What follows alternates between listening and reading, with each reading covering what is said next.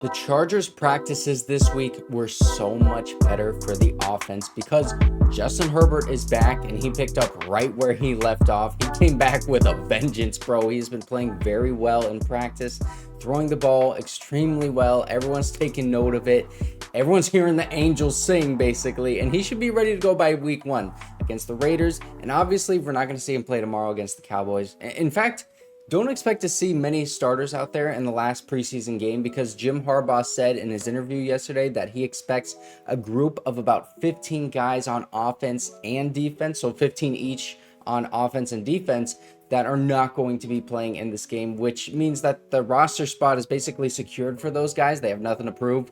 And we're going to see a lot of the younger guys out there trying to prove themselves. And apparently there's still about 20 spots left to be filled on this roster that they haven't made that final decision on, with about 10 on offense and 10 on defense. So the young guys, they're going to be out there getting their final opportunity to make this roster.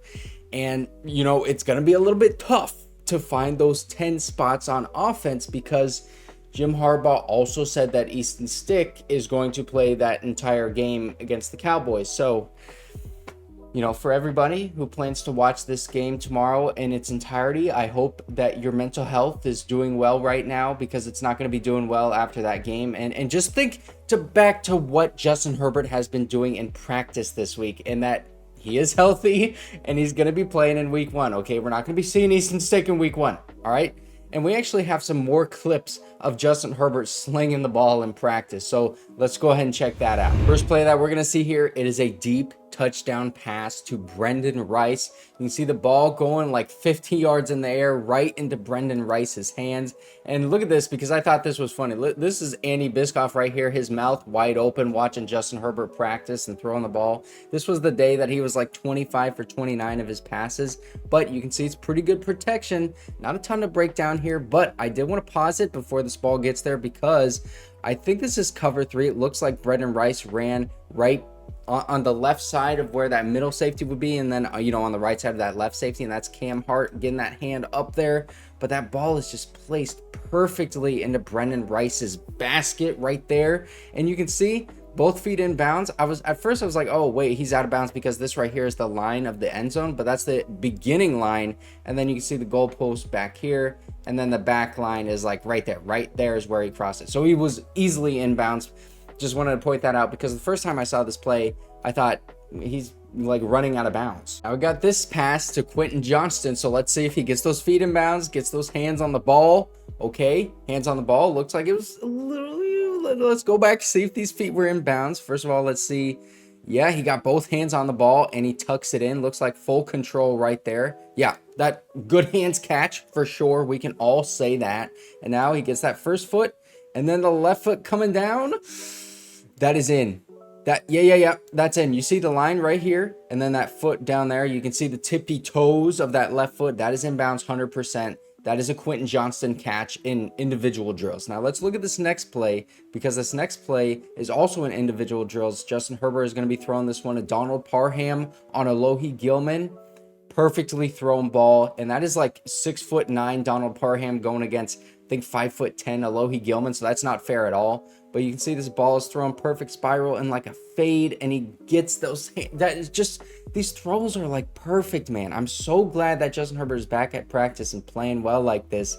Both feet inbounds, obviously, because that's like in the middle of the end zone, but Alohi Gilman can't really do much. Here's the last play that we have. This is, well, let's just let this one play because I got 2 things to say about this one. But Justin Herbert throwing that ball, money to Derius Davis, who I wanted to see more of on offense, and now we're starting to see this play. But yeah, this is a second team offensive line. Brendan Hymas is here. This is Foster Sorrell, and then the second team defense as well. So Justin Herbert getting some action with the second team guys, and I think this is Joe Alt right here.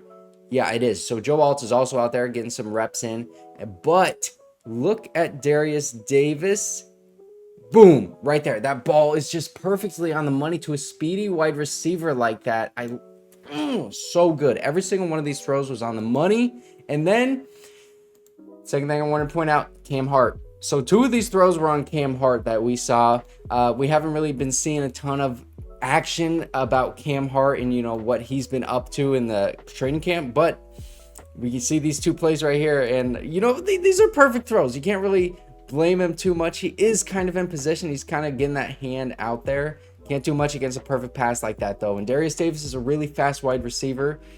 Pretty sure he was probably playing in the slot right there, because you don't want Darius Davis playing on the outside. So that's just what I'm seeing right now. Now, also, the Chargers recently signed Isaac Rex, who is an undrafted free agent tight end out of BYU. He actually signed to the Lions after the draft this year's when he came out. So he's 6'6", 255-pound tight end. This guy's big, but he's more of a receiving tight end, even though he definitely, you know, he's got that size that you want, so he can develop those skills to become a really good blocker at the NFL level. He graded fine as a blocker by PFF at BYU. I mean, like, these grades are not great, but it's certainly better than the tight ends that were blocking for this team last year. But the interesting thing here is that they signed yet another tight end to this team. They already signed Tucker Fisk like 2 weeks ago, but this just kind of leads me to believe that, okay, two things. So first of all, they want a ton of competition in that room and a bunch of different tight ends to choose from. Like, some of these guys are not going to make that final 53, yeah, but they're going to go to that practice squad, and you can easily call them up whenever you want an extra tight end. You want to run some jumbo sets against a team that, you know, you think you can take advantage of those looks on your offense against their defense. But, you know, they want a ton of tight ends to choose from, and it's a pretty important position on this roster because they're going to be utilizing tight ends more often than most teams. But the second thing here is, like, is Hayden Hurst okay? Because we have not seen him since he took that hit that Easton Stick, you know, threw that pass into, and, you know, he's got a bad history of injuries, Hayden Hurst does, and we've just had no update about him. He's just not been practicing. Hope he's okay, honestly. And Tucker Fisk and Will Dissly, they also have not been practicing for the entirety of this week. So that is 3 tight ends now. And 2 of our top tight ends, Hayden Hurst and Will Dissly, that have not been practicing for this entire week.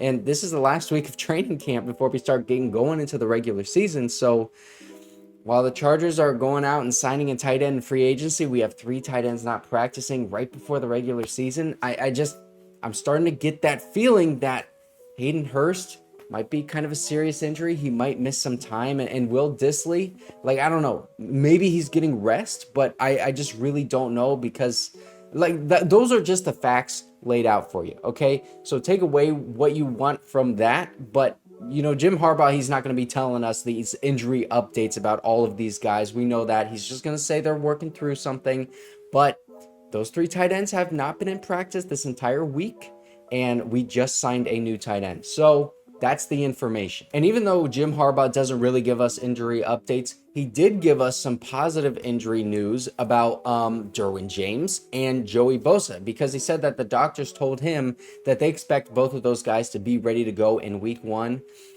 Thank God, bro, because both of those guys have been out of practice for the most part for like a couple of weeks now. And obviously they have not played in the preseason. So it's nice to know that some of our most important pieces on defense are going to be ready to go.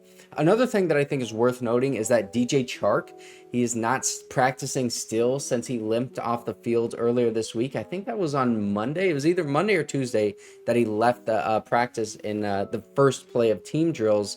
And it looked to be like a hip injury, something like that. I'm not going to speculate entirely on what the injury is, but he's not out there. And I think that might be something to keep an eye on for week 1. But other than that, I think our guys are like relatively healthy, man, and ready to go, which is great, because if you look around the league, like, it seems like almost every team has gotten some sort of season-ending injury so far, and the Chargers, they haven't had anything that serious. So, you know, knock on wood that they won't. But Ben Herbert, he gave us a little bit of a scare early on in training camp, because we had all of those injuries just piling up with, like, Joey Bosa, Khalil Mack, Justin Herbert. It seemed like everybody was getting injured. We had no idea what was going on because Jim Harbaugh is not going to tell us. But now it's looking pretty good. So that is everything that you need to know. And if you did not see my video yesterday, then you can click right here.